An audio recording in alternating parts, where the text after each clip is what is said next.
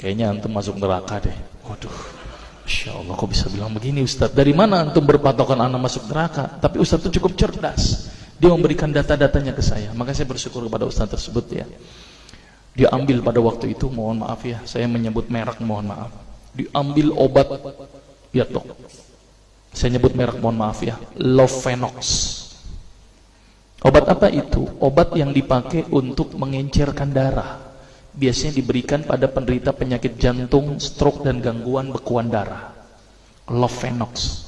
Di situ tertuliskan kata apa? Porsin origin. Ada yang tahu porsin? Ada yang tahu? Nggak ada yang tahu. Berarti kalau dokter ngeresepin obat apa aja ditelan semuanya nih. Masya Allah. Porsin itu isinya Pak, babi Pak.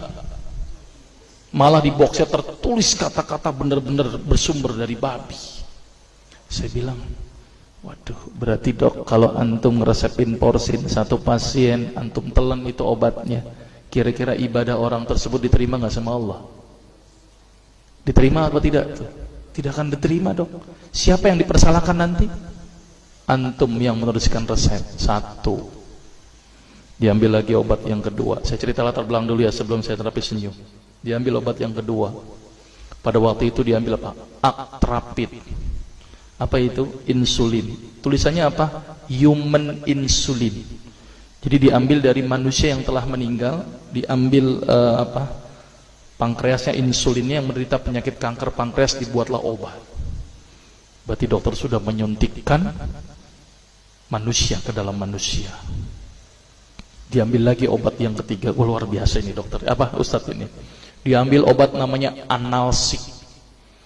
Apa itu analsik? Obat untuk pusing. Ini di kalangan dokter sering resep ini nih. Isinya apa? Antalgin dan diazepam. Diazepam, makanya kalau orang minum obat ini pasti ketagihan, saya yakin. Kalau minum obat warung nggak ngefek ini. Karena kenapa? Karena mengandung diazepam. Diazepam itu apa? Narkoba Pak. Bikin kita teler. Maka itu cara nyari uang paling gampang, kasih aja resepin analsik, pasti balik lagi dia. Karena kenapa? Narkobanya bikin kecanduan. Dia mengandung diazepam. Diazepam fatwa ulama bagaimana? Haram. Diambil lagi obat batuk, kodein. Maka itu kita minum obat batuk langsung hilang batuknya karena kodein.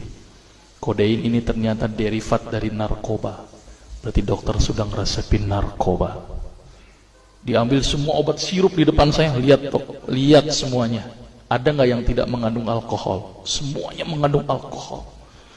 Sampai saya pikir, Masya Allah, berapa ribu pasien yang telah saya resepkan obat-obatan haram tersebut. Ini yang menjadi kegelisahan saya Pak. Maka itu saya beda haluan, kemudian belajar hadis, walaupun gak lulus-lulus biarin, gak apa-apa. Terus kemudian saya melihat ada sesuatu yang salah. Kenapa? Karena agama Islam tidak dipelajari secara benar. Banyak umat Islam saat ini belajar akidah, belajar akhlak, belajar fikih. Tapi lihat, pernahkah umat Islam di sini belajar masalah kesehatan Islam?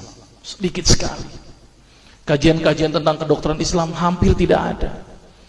Makanya tidak heran sekarang umat Islam yang notabene hebat menurut saya katanya, tapi ternyata banyak yang sakit karena dilupakan aspek ini.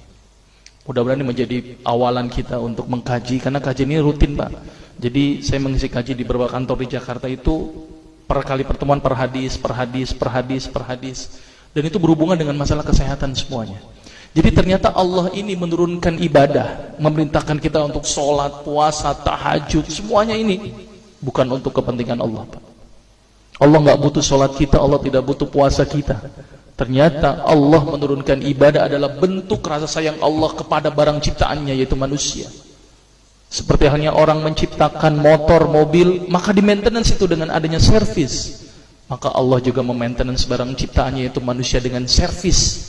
Servis yang dilakukan adalah dengan ibadah.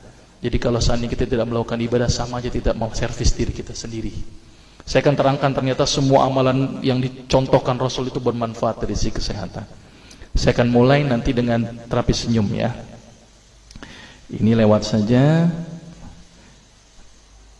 Ini saya mohon maaf nyebutin obat-obatannya, mohon maaf ya.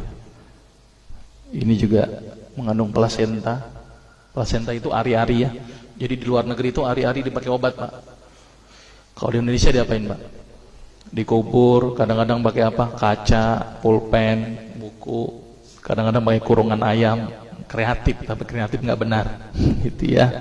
Di sana ini obat Lovenox namanya ya, jadi bersumber babi. Ini yang mengandung narkoba. Wah, dulu tuh saya kalau jadi dokter gila-gilaan pengasih narkoba, Pak. Setiap ibu hamil, setiap ibu datang dengan bawa anak kecil, itu anak kecil Pak saya kasih narkoba, Pak. Kenapa? Karena ibu-ibu paling seneng kalau anaknya datang terus kemudian tidur pules. Wah, seneng banget tuh ibu-ibu. Apalagi obatnya yang tokcer, paling seneng itu orang. Maka itu saya kalau ngasih obat antibiotik dulu nggak, namanya amoksisilin, ampicillin nggak level buat saya. Apa yang saya kasih? Cefalosporin. Obat turun demam aja nggak ngefek, menurut saya cuma 500 mg, Pak. 650. Dan selalu anak kecil datang kan alasannya takut kejang. Selalu saya tambahkan apa ini, Pak? Luminal.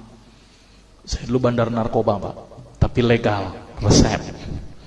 Maka itu saya banyak dosa ini. Mudah-mudahan ini bisa menembus dosa saya nanti di akhirat. Ya, ini insulin ya. Ini kosmetik yang